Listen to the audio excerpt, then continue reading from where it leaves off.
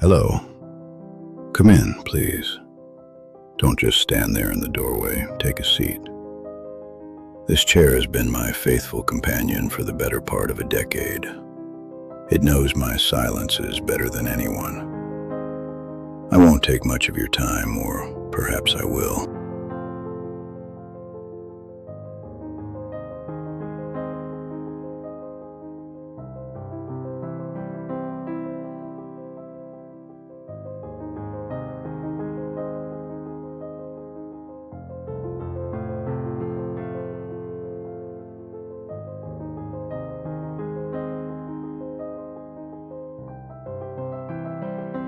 Watching the shadows of the trees stretch across the grass, and I thought of something that shook me. Life is like a room that grows dark so slowly that you don't realize the sun has set until you can no longer see your own hands. We live with a blind arrogance, believing that noon will last forever. We convince ourselves that there will always be enough light to read the fine print, to walk unknown paths, to love those we take for granted. But the twilight doesn't ask for permission. It arrives without warning, slipping through the corners of our eyes. Look at me closely. I wasn't always these spots on the skin, which look like a map of places I can never return to. I wasn't always this tremor in my fingers that sometimes keeps me from holding a simple cup of tea. There was a time when I felt my knees were made of steel and that the entire world fit in the palm of my hand. But today, what weighs on me most isn't the years or my tired bones. What truly weighs on me are the things I kept in the tomorrow drawer. That cursed drawer we all have, where we hide dreams out of fear of judgment, words of love out of pure pride, and trips we never took for a lack of money. Today, I am going to open that drawer in front of you, so you can see that what you saved so carefully has already turned to dust, and so you don't make the same mistake. When I was your age, my mind was a high-precision calculator. I didn't look at landscapes for their beauty, but for their opportunities. I didn't see people. I saw contacts. I was obsessed with the architecture of a successful life, but I completely forgot to live inside the house I was building. I calculated how much money I needed for that mansion with the garden and the white fence that would scream to the world that I had arrived.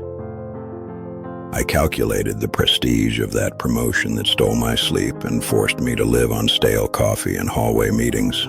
I spent my best years chasing numbers on a screen, convinced that happiness was a figure found just after the next zero. But let me tell you something I learned in the solitude of this living room. Money is an excellent servant that lets you sleep soundly, but it is an absolute and cruel master.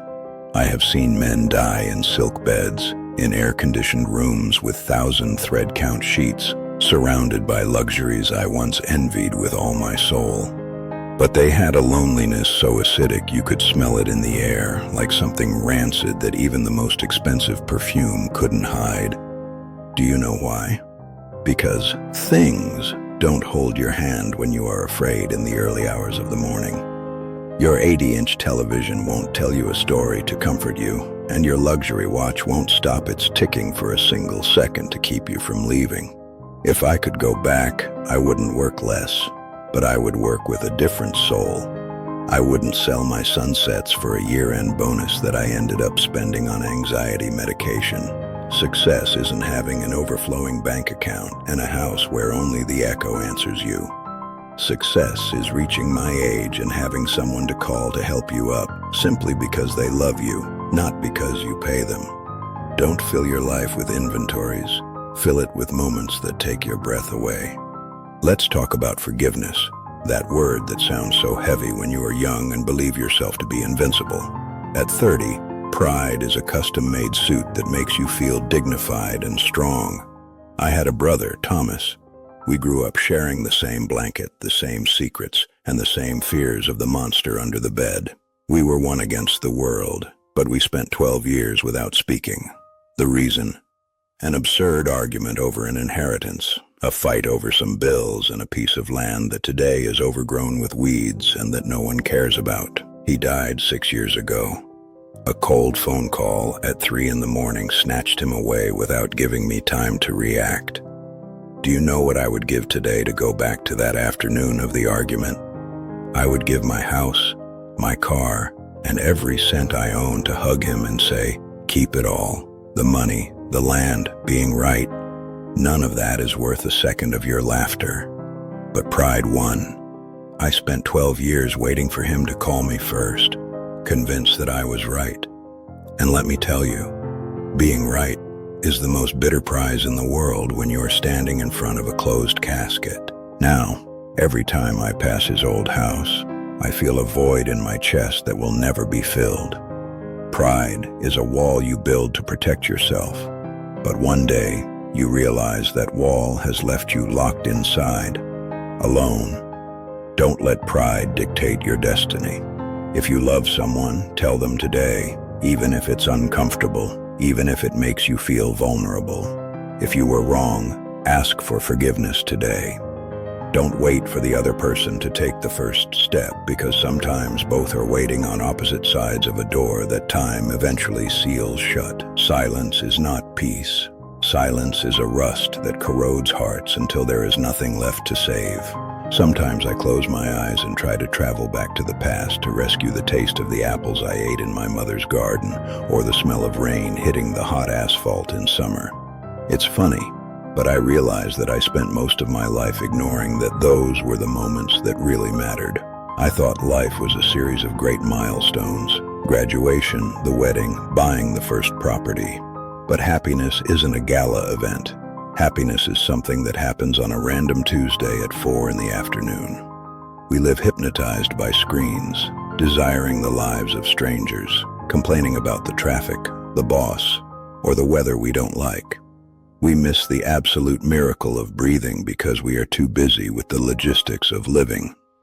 It's as if we were invited to the most exquisite banquet in history and spent the whole time protesting because the fork has a tiny smudge. Stop right now.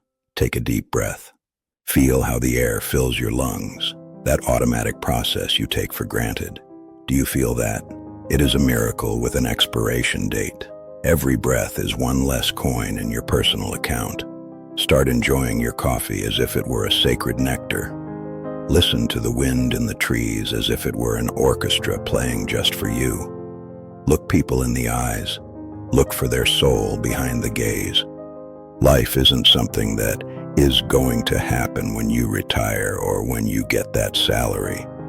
Life is what is happening right now while you listen to me, and if you aren't careful, it will slip through your fingers like fine sand. They say old age is the winter of life. And let me tell you something about winter. It's cold, a cold that seeps into your soul. In this stage, the only thing that keeps you warm is the fire you had the foresight to light when it was still summer. That fire isn't fed by banknotes or titles hanging on the wall. It is fed by memories, by acts of selfless kindness, by the peace of knowing you were a light for someone. If you didn't light bonfires in your youth, your old age will be a dark and frozen wasteland. You don't need to be a world leader to leave a legacy. That is vanity. My real legacy isn't this house or my savings. My legacy is the advice I gave to that young man who was lost, the infinite patience with which I listened to my wife when she was afraid, the flowers I planted that today brighten the view of someone who doesn't even know my name. Your legacy is the invisible footprint you leave in the hearts of others. It is how you made people feel who crossed your path. Prepare for your winter now. Don't just save money, save hugs, save deep conversations, save quality moments. Because when you can no longer walk, your legs will be the stories others tell about you. When your eyes grow dim, your sight will be the light you gave to others when they were in the darkness. In the end, the only luggage you take with you is what you gave away. What you kept out of selfishness will rot here with your body. I'm getting tired, son. My eyes are heavy, and the sun is already setting behind the hill. These years don't forgive, and my time for talking is ending. There is no magic secret to happiness. There is only the now. Before you get up from that chair and return to your world of rushes, notifications, and empty urgencies, promise me something. Don't promise it to me. Promise it to yourself. Promise me that when you leave here, you are going to do something that makes you feel intensely alive. Call that friend you don't speak to over something silly, start that project you have saved in a folder, or simply stay in silence in front of a sunset and give thanks for the air in your lungs. Don't wait to have my wrinkled skin and my regrets to start living. Do it today. Do it now, before the sun sets for good, and the tomorrow drawer is so full of debris that you can no longer close it. Thank you for listening to this old man. It has been the best use I've given my afternoon. Now go. The world is waiting for you, and there is still enough light to start over. Live. Live while you can.